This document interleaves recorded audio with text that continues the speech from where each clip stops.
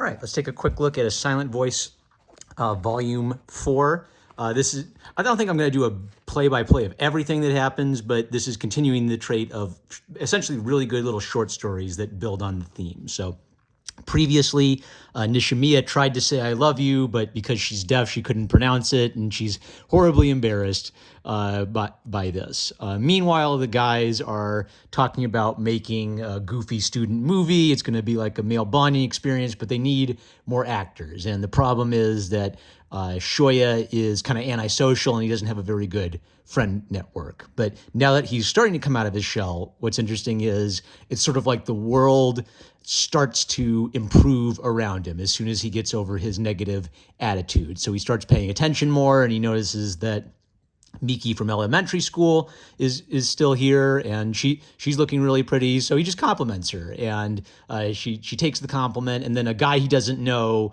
Satoshi, who's like the dreamboat at school, just like walks up to him and says to him, "Hey, you're pretty cool. I want to be friends," right? So Shoya has basically gone from being very antisocial and isolated to finding out that he actually is a very social and a very likable guy, right? So it's sort of like friends are appearing out of nowhere for him all of a sudden. So they ask Yuzuru if she'll lend her camera to the student movie effort, and her condition is take me somewhere fun. So Shoya arranges to have like a teenage get together where they all hang out at the carnival, and he invites Nishimiya. Now, unfortunately, Naoka, the alpha bitch, invites herself, and he realizes that Naoka has. It's kind of like this awkward thing where Naoka is friends with one of the girls, right? And one of those girls is friends with all the other girls, but then two of the girls hate each other. So Shoya, essentially, who's like an introvert and a thoughtful guy, spends a lot of time kind of like worrying about everything. Oh no, the elephant in the room is we used to bully each other in elementary school. This is all terrible. This sucks. That apology was half-assed. I'm a screw up. But he finally allows himself to maybe hope that we can be friends and we're just going to have an okay day out and about. So he allows himself to hope that Naoka is going to behave herself.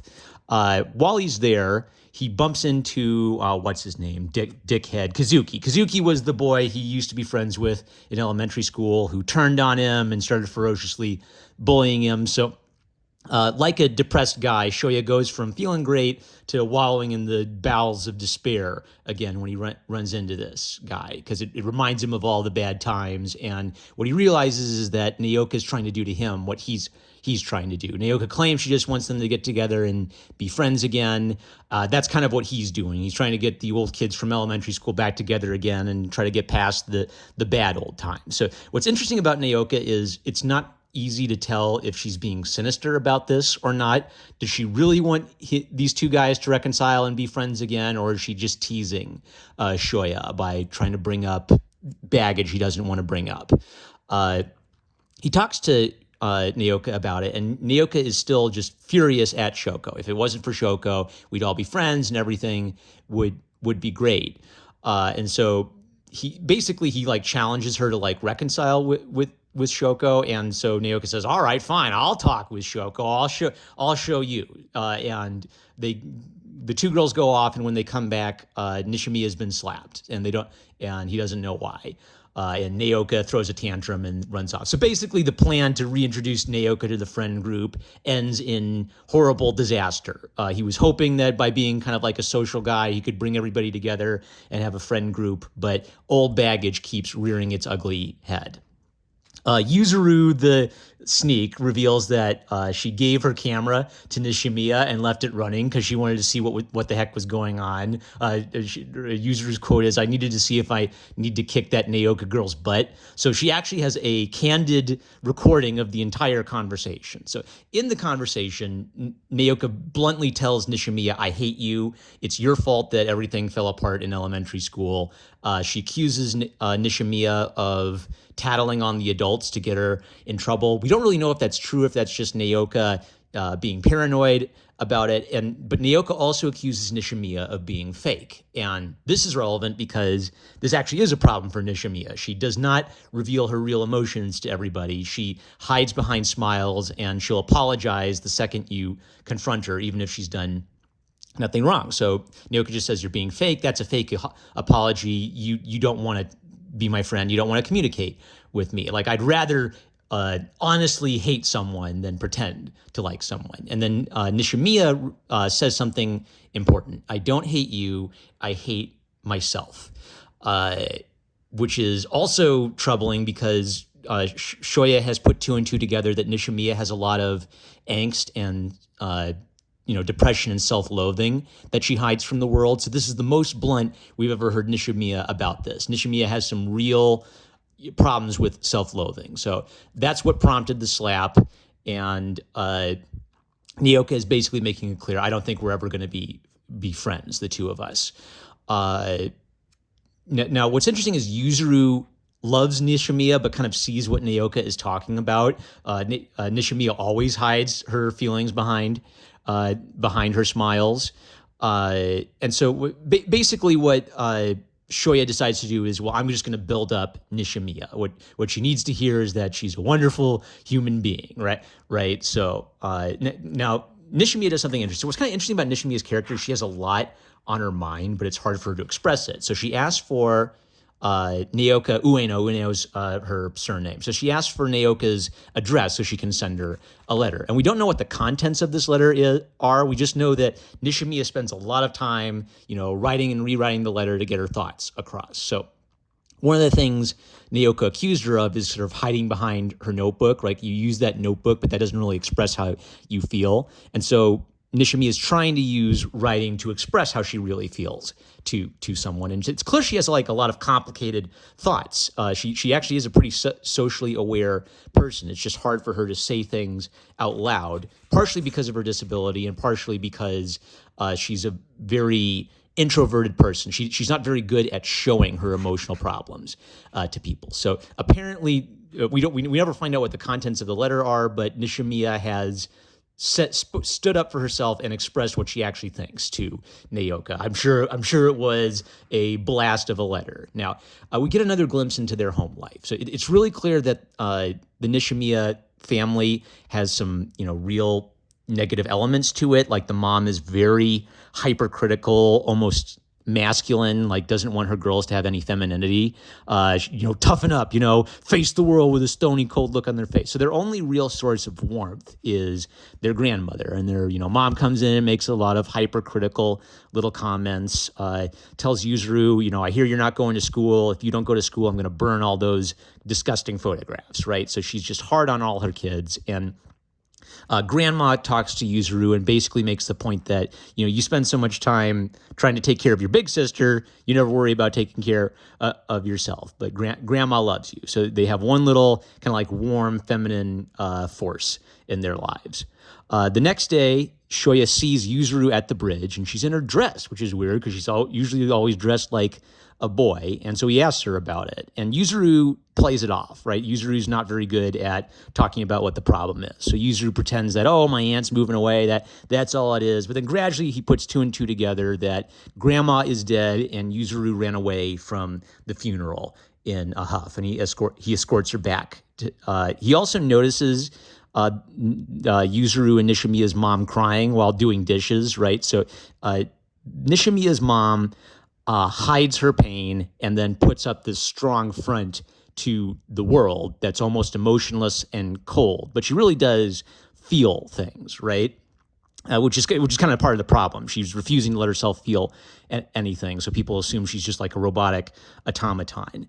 Yuzu finds a letter from her grandma, and her grandma is basically saying, your mom's strict with you guys, but she really does love you guys, and Yuzuru's just like not having it. Like Yuzuru's felt a lot of neglect and like lovelessness from her mom, so she's just being pissed at her mom right now. And it's kind of like the grandma's hope is that maybe losing me is kind of like the catalyst you guys need to come together.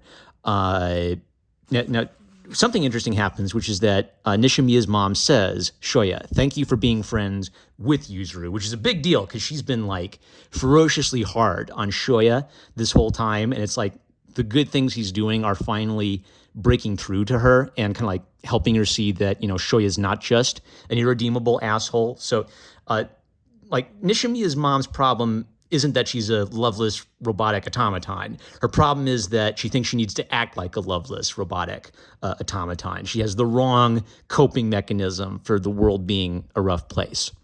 Now we get a flashback where we see how they found out that Nishimiya is deaf, and this is bringing back the theme of karma again. And I'd kind of say a silent voice is a really damning critique of the idea of karma. We saw it in the early chapters where one of the reasons that Shoya is so beats himself up so much is that he assumes that every single bad thing that happens to him he deserves because he was once a bully. So what we learn is that Nishimiya's dad walked out on them when she was 3 because he found out she was deaf late. And they made a point that maybe mom was hiding the fact that the kid was deaf because she was afraid of this happening. So, but basically, in the view of her paternal grandparents and her dad, being deaf is a sign of bad karma. Nishimiya must have done something very bad in a previous life, or you, the mom, must have done something very bad to have this curse brought upon you, right? Now, it isn't Nishimiya's fault,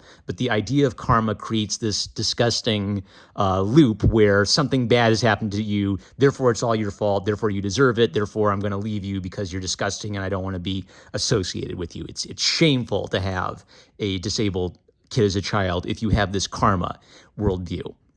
And so obviously what happens is Nishimiya's mom has to become the provider, and grandma sticks it out. So if Nishimiya's dad's scum of the earth and walks out, Nishimiya's mom won't run out on her family. If we're in trouble, that means I'm here with you. I'm not going to abandon my daughter or my grandchildren. So we see that Nishimiya's mom isn't an automaton. She does have love for her children, but her love is expressed badly. It's expressed by taking care of her children and providing for them and essentially being like a father to them, but not being a mother to them, not providing them like maternal love and support. This ends with Shoko asking Shoya if he can do anything to cheer Yuzuru up, and they find Yuzuru likes to take photos of dead things, so they find a dead bird for Yuzuru to photograph, and they all try to like gas her up and compliment her, which just weirds her out, but she's touched by it anyway. Then there's a nice little side story. I love the side stories because the side stories flesh out the characters a little bit. There's a side story where Yuzuru told Nishimiya, you shouldn't talk in public because people don't understand what you're trying to say, right? And then later, grandma is what takes like a front seat in trying to teach Nishimiya how to vocalize, right? How to practice saying words out loud, which is something Nishimiya really wants to accomplish. And after grandma passes, Yuzuru sort of takes on the role of practicing speaking out loud with Nishimiya and even teases her a little bit about it. She's trying to teach her how to say, I love you in Japanese by using a lot of words that sound similar to Suki in Japanese, and then Nishimiya figures out the gag and slaps her cheeks, right? So they have like this kind of very cute sisterly relationship. I really love it. Yuzuru is the little sister who thinks she has to be a big sister for Nishimiya. So really solid. We're building the theme of Nishimiya having hidden emotional turmoil that she's keeping secret and hiding from the world. And we're building the theme that Shoya's attempt to restore his friendship and basically restore his world isn't going to be easy because the pain of the bullying from previous years is sort of sitting there like a rotten canker sore. But he's begun the process of building a community around him that includes Nishimiya. So we'll talk more when I get to the next volume. Love you guys. Catch you later.